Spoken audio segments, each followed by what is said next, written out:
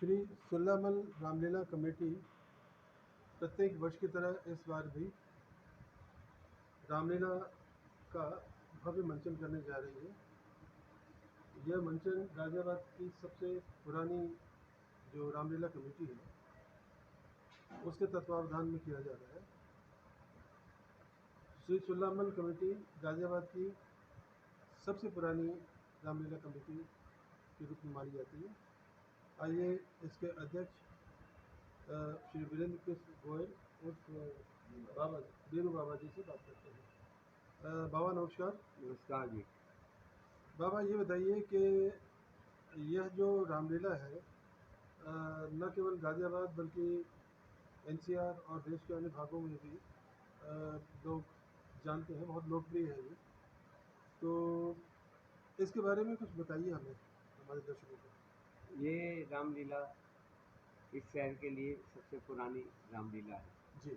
और करीब लगभग जो बताते हैं 123 वर्ष पुरानी इस रामलीला को उधर बताते हैं, क्योंकि शहर बहुत छोटा था उन दिनों और शहर के बीच में ये रामलीला हुआ करती थी और सब लोग इसका आनंद लिया करते थे। तब तो पात्र जो है वो स्वयं ही पात्र बनते थे। अच्छा। शहर के ही लोग बाग अपना पात्र बनकर इस रामलीला को खेला करते थे और धार्मिक जो प्रवृत्ति के लोग हैं उसमें आनंद लिया करते थे और अपने सुना है कि उस समय जो महिला पात्र है वो नहीं मिला करती। जी, वो समय ऐसा था। औरतें जो हमारी महिलाएं हैं वर्ग वो तो बाहर बहुत कम निकलते थे, बहुत ही कम। उसमें से आपने देखा होगा कि उस समय की जो पिक्चरें भी थी उसमें भी पात्र जो है वो आदमी ही किया करते थे। तो इसमें भी पुरुष ही महिलाओं का वेशभूषा धारण करके जी हाँ, वो पूरी चरित्रों का अभिनय करते थे। जी जी। थोड़ी सी वो औरतों का वेशभूषा धारण कर वो अपना चरित्र उसमें देते। तो आपने बताया कि लगभग 123 साल पुरानी ये रामलीला है और आप लगभग कितने वर्षों से जुड़े हुए हैं इस रामलीला कमेटी से? मैं रामलीला कमेटी से ये समझो काफ़ी समय हो गया मेरे को। मेरी इस समय 76 साल की उम्र है, करीब 76-77 साल की, और समझ लीजिएगा कम से कम 55 साल तो हो ही है। अच्छा, तो 55 सालों से आप लगभग जुड़े तो पहले से ही था, परिवार पहले से ही जुड़ा हुआ है और लोग मेरे वालिद वगैरह पिता वगैरह इसमें वो करते रहे, पार्टिसिपेट करते रहे और उसके बाद फिर मेरे को भी मौका मिलता रहा धीरे धीरे। तो बाबा यहाँ के बारे में जो यहाँ की विशेषताएं हैं उसके बारे में हमारे दर्शकों को भी बताइए। विशेषता तो सबसे बड़ी ये है कि हमारे पास अपना ग्राउंड है। बहुत यहाँ पर इतना बड़ा ग्राउंड शायद ही किसी रामलीला कमेटी के पास होगा जितना बड़ा हमारे पास अपना स्वयं का है। और इसी के अंदर हम मंचन करते हैं और जो भी धार्मिक और चीज़ें होती हैं वो सब यहाँ पर होती हैं, कथाएं होती रहती हैं शहर के और लोग। जी हाँ, काफ़ी।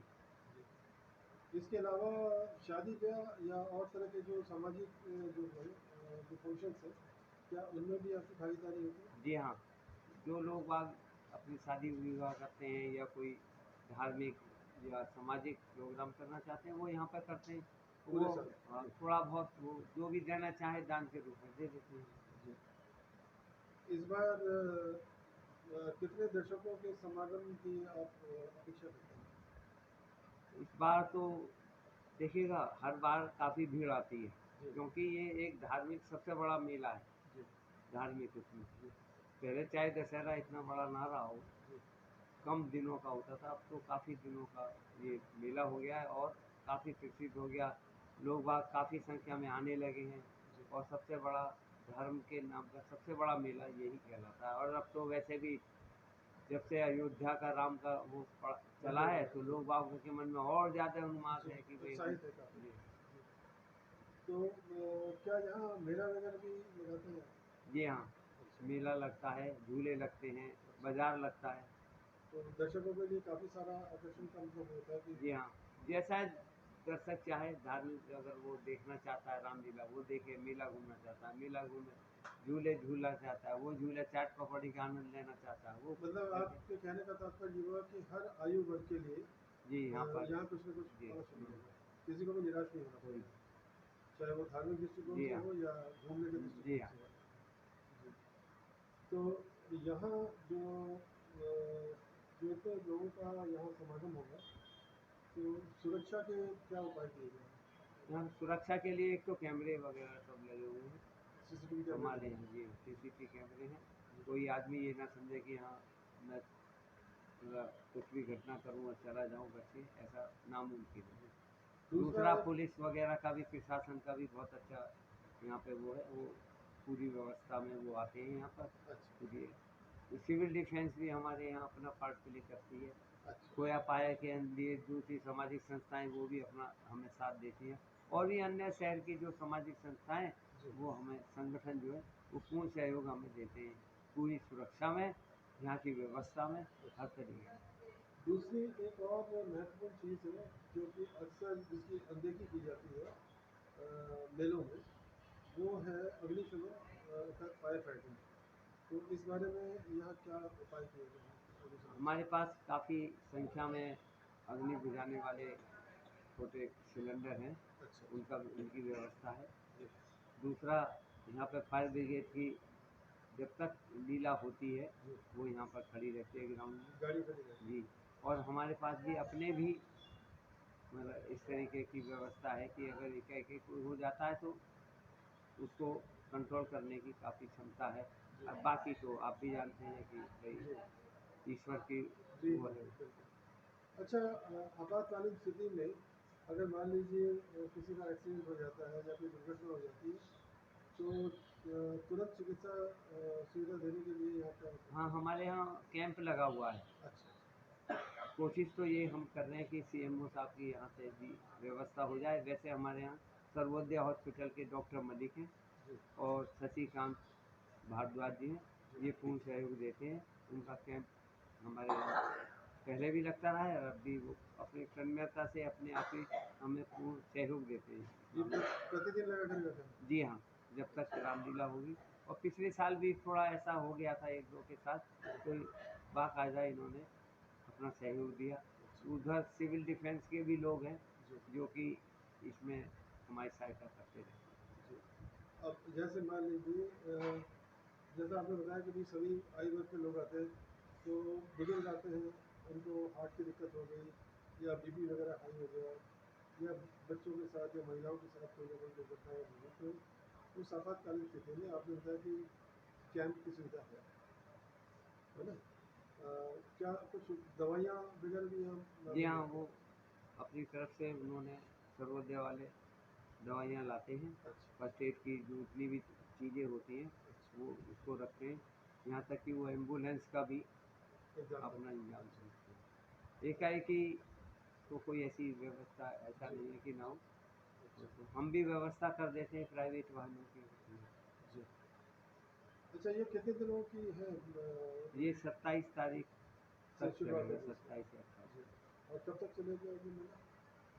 नहीं, 27-28 अक्टूबर तक तक ही तो चलेगा। अच्छा अक्टूबर तक और चलेगा। 8 शुरू ही 10 तारीख से शुरू हो गया। 8 तारीख को तो हमारा रावण दूत निकला था। जी जी 9 तारीख को गणेश पूजन हुआ था, जी उसकी शोभा यात्रा निकली। जी कल से हमारा मंचन शुरू हो गया है, अच्छा जिसमें हमने ये दिखलाया कि जी जिस समय नारद जी साप देते हैं तो रावण रावण उसका राज जी।